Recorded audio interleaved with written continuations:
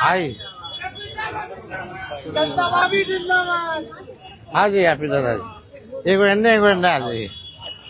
चलिए सभी हमारे मीडिया के साथी, आप सब लोगों को जो है आनंद फानंद में बुलाया गया और बड़ी खुशी की बात है कि आज हम लोगों के बीच जाने माने बिहार नहीं बल्कि देश में लोग इनको पहचानते हैं, जानते हैं। बड़े कलाकार हैं और बड़े कलाकार होने के साथ साथ एक बड़े अच्छे इंसान हैं और समाज सेवी भी हैं।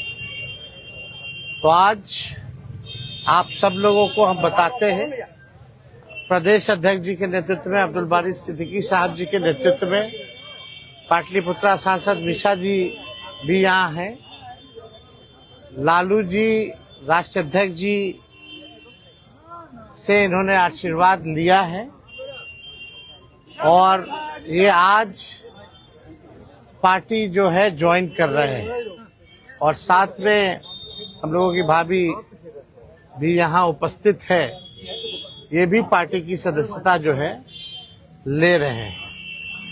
और बाकी हम चाहेंगे कि खेसारी जी जो है आप लोगों के समक्ष जो है अपनी बात को रखें। सबसे पहले तो आप सबको दिल से धन्यवाद और ढेर सारी शुभकामना, और भैया को और हमारी दीदी को, अध्यक्ष साहब, हमारे अब्दुल बारी सिद्दीकी चाचा जी, तो सबका प्यार और हमारे सबसे हमारे अभी भी हैं जो कि हम लोगों के बड़े भाई हैं, उन्हीं के जीजा हैं, तो हमारे भी जीजा ही हुए। और हमारे चाचा मैंने उनका प्यार मैं ही नहीं बल्कि शुरू से एक विचारधारा में रहा हूँ, मैं उस परिवार का हिस्सा रहा हूँ और कोशिश भी यही रहती है कि इस परिवार का हिस्सा बन के मैं जैसे उन्होंने पूरी दुनिया को एक करके हमारी ताकत बने, उसी तरह हम पूरी दुनिया को एक ताकत की तरफ ले जाएं और अपनी पावर, अपनी क्षमता से, अपने हुनर से, अपने विचारधारा से दुनिया को एक अलग दिशा दें। जो चीज़ें हमारे बीच में अभी तक हम अधूरे हैं, मैं हमेशा कोशिश यही रहा है कि जिस तरह मैं मुंबई शहर में रह के अपने बच्चों का परवरिश कर रहा हूँ, अच्छे स्कूल दे रहा हूँ, अच्छे अस्पताल दे रहा हूँ, उसी तरह हमारे बिहार के बच्चों का भी भविष्य हमारे बच्चों की तरह तय हो और हमारे बच्चों को बाहर गांव ना जाना पड़े। और उस विचारधारा में हमेशा भैया आगे रहे हैं और आप लोगों ने 17 महीने में इनका कारनामा देख ही लिया था।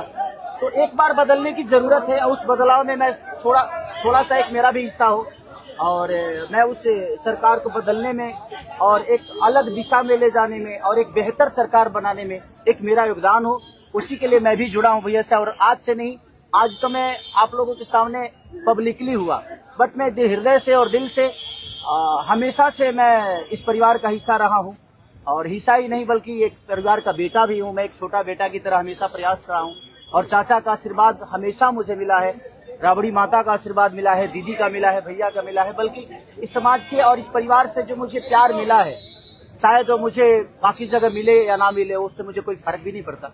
बट मैं हमेशा प्रयास करता हूँ कि एक बेहतर दिशा में जो चीजें चल रही है, आज आप सब लोग बदलाव चाहते हैं, मैं ही नहीं, मुझे लगता है कि पूरा बिहार बदलाव चाहता है और उस बदलाव में एक मेरा भी योगदान हो, इसीलिए इस बदलाव के साथ मैं भी जुड़ना है। देखिए एक मिनट, जैसा इन्होंने कहा कि कोई एमएलए मुख्यमंत्री और सरकार बनाने की बात नहीं है बल्कि हम लोगों को बिहार बनाने का काम करना है और हम लोग नए सोच के हैं, नया बिहार बनाना है। पढ़ाई, दवाई, कमाई, सिंचाई, सुनवाई और कार्रवाई वाली सरकार हो, एक ऐसा बिहार बनाए जो पलायन मुक्त हो, बेरोजगारी जो है जड़ से समाप्त हो, महंगाई गरीबी खत्म हो, कारखाने लगे, निवेश आए, उद्योग आए, शिक्षा चिकित्सा व्यवस्था जो है बेहतर हो। और मुझे बड़ी खुशी है कि हम सब लोग नौजवान मिलकर के, आप ये भी जानते होंगे, हम भी, हमारी तो लड़ाई रही है कि भाई बेरोजगारी को जड़ से समाप्त किया जाए। 17 महीने 5 लाख नौकरी दिया गया, 3.5 लाख नौकरी प्रक्रियाधीन कराया गया, 4.5 लाख नियोजित शिक्षकों को राजकीय कर्मी का दर्जा दिया गया। अब मेरा, हम लोगों का एक सपना है कि बिहार से बेरोजगारी खत्म हो और हमने जैसा आप सब लोगों के सामने कहा है कि हमारा संकल्प है, हमारा प्रण है और हमने लोगों से वादा किया है और हमने पहले भी कहा है, तेजस्वी की उम्र कच्ची हो सकती है पर जुबान पक्की है। जो कहा है वो किया है, जो कह रहे हैं वो करेंगे। और हम सब लोग मिलकर के नया सरकार तो बनाएंगे ही बनाएंगे। और 14 नवंबर के बाद से हम आपको बता दें कि 20 दिनों के अंदर एक कानून बनाया जाएगा और वो कानून ये होगा जो हमने पहले भी कहा था, जिस परिवार में सरकारी नौकरी नहीं है बिहार में, उस परिवार को एक सरकारी नौकरी हम लोग दिलाने का काम करेंगे।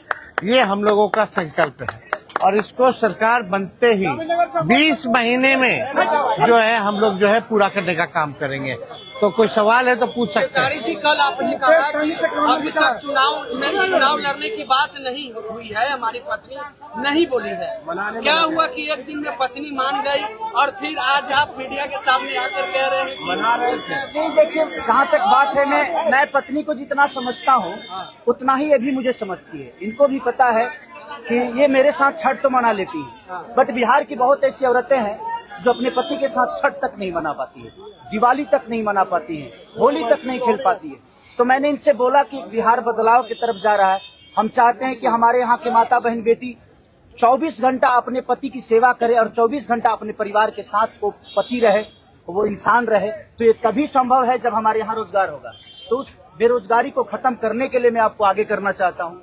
तब इन्होंने उस बात को समझा और उसके बाद हम लोग आए हैं और प्रयास है कि हर वो महिला, हर वो बेटी, हर वो बहन, हर वो भाई, हर वो बेटा अपने पिता के साथ रहे, हर वो बहन अपने पति के साथ रहे, हर वो भाभी अपने भाई के साथ रहे। तो मेरी ये प्रयास है कि आजीवन जिस तरह बाकी शहरों में लोग अपने पति पत्नी के साथ, अपने परिवार के साथ, अपने माँ बाप के साथ रह के और खुशियों के त्योहार में रहते हैं, उसी तरह हमारा बिहार भी कोई जाए ना, गुजरात के लोग यहाँ आकर काम करे, कलकत्ता के लोग यहाँ आकर काम करे, दिल्ली के लोग यहाँ आकर रोजगार करे।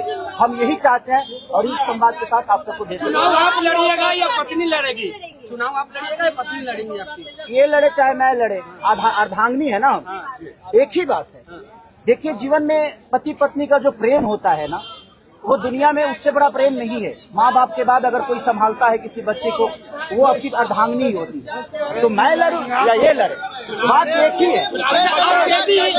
आरजेडी आपने क्यों चुना? आरजेडी बता तो दिए सर, एक ही चीज में जहाँ बदलाव होता है वहीं मैं रुकता हूँ, वहीं रहता हूँ।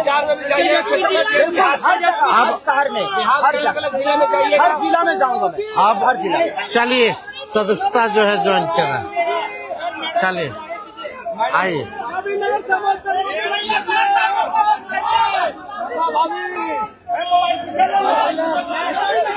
चलिए बहुत शुक्रिया, चलिए शुक्रिया।